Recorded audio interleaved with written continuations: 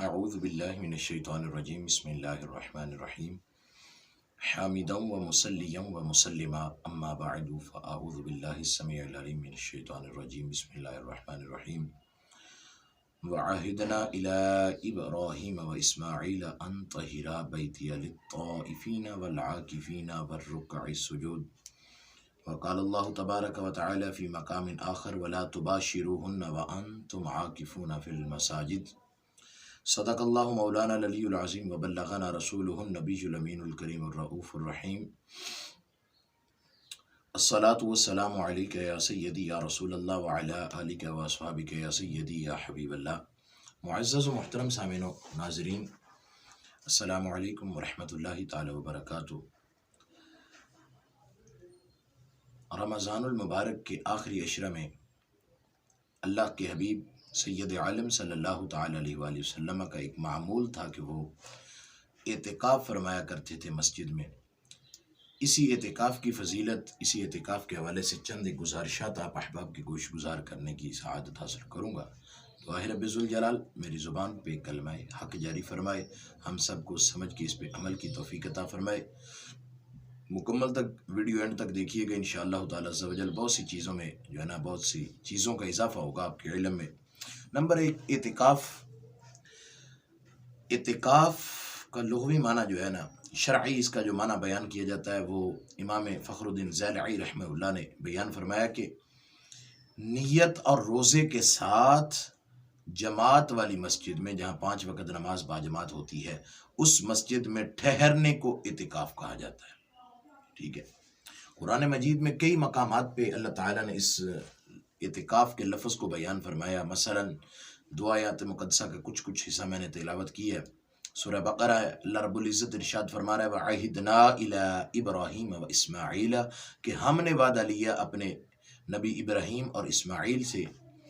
اور کیا وعدہ لیا کہ ان طہیرا بیتیا میرے گھر کو پاک کیا جائے، میرے گھر کو صاف کرو، پاک کرو۔ کس لیے؟ کہ للطائفین طواف کرنے والوں کے لیے، والعاکفین وہاں اعتکاف کرنے والوں کے لیے، والرکع سجود اور سجدہ اور رکوع کرنے والوں کے لیے۔ کس قدر یہ عظیم لوگ ہیں کہ جو خانہ خدا میں جا کے، خانہ کعبہ میں جا کے سجدے کرتے ہیں، رکوع کرتے ہیں، طواف کرتے ہیں، اعتکاف کرتے ہیں۔ فرمایا کہ ہم نے ان کے لیے جو ہے نا، ہم نے ان کی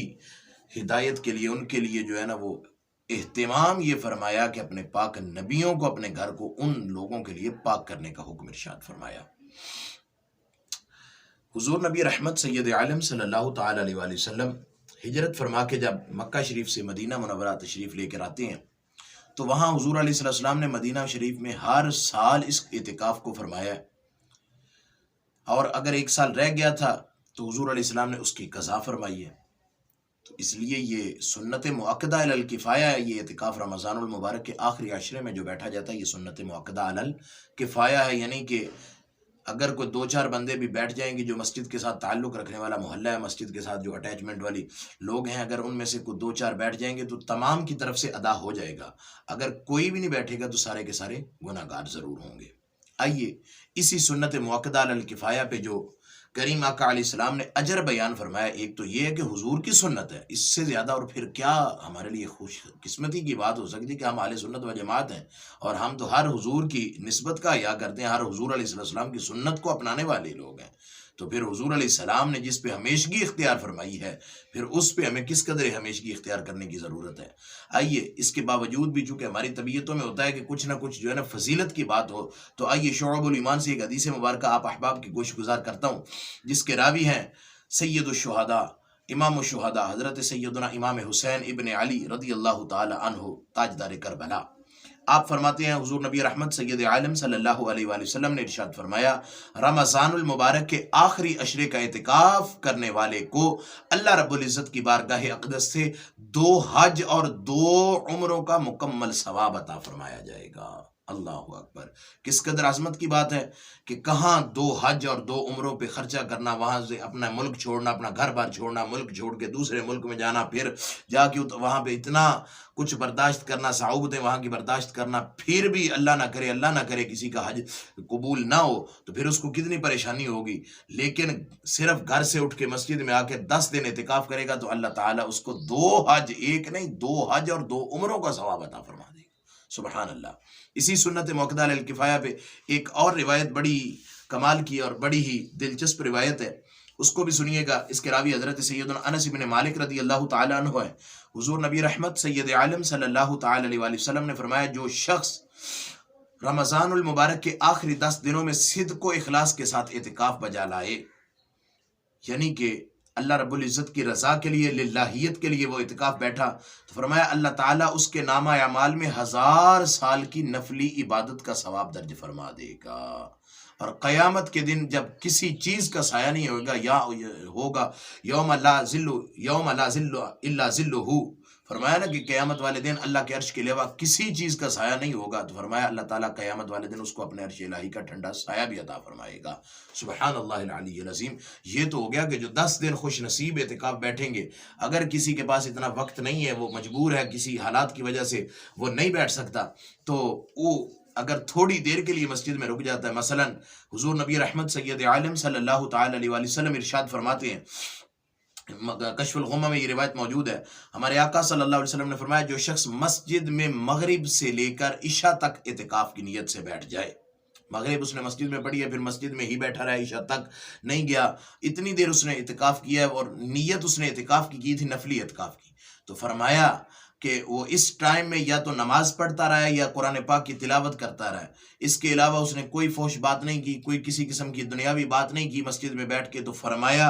اللہ تعالیٰ کے ذمہ کرم پہ ہے کہ اللہ تعالیٰ اس کو جنت میں ایک محل عطا فرمائے گا۔ سبحان اللہ، سبحان اللہ۔ اور پھر جو نفلی اعتکاف ایک دن کا بجا لانے کی کوشش کرے اور ایک دن اعتکاف بیٹھ جائے، ہمارے آقا و مولا حضرت محمد مصطفیٰ صلی اللہ تعالیٰ علیہ وآلہ وسلم ارشاد فرماتے ہیں، اللہ اکبر، کیا بات ہے، سبحان اللہ العلی العظیم۔ کنز العمال میں یہ روایت موجود ہے، کنز العمال سے میں یہ روایت پڑھنے لگا ہوں، اللہ اکبر، بڑی دلچسپ روایت ہے۔ ہمارے حضرت عبداللہ ابن عباس رضی اللہ تعالیٰ عنہ حدیث پاک کے راوی ہیں، یہی روایت الترغیب و ترہیب میں بھی موجود ہے۔ حضور نبی رحمت صلی اللہ علیہ وسلم نے فرمایا، جس شخص نے محض اللہ کی رضا اور خوشنودی کے لیے ایک دن کا اعتکاف کیا،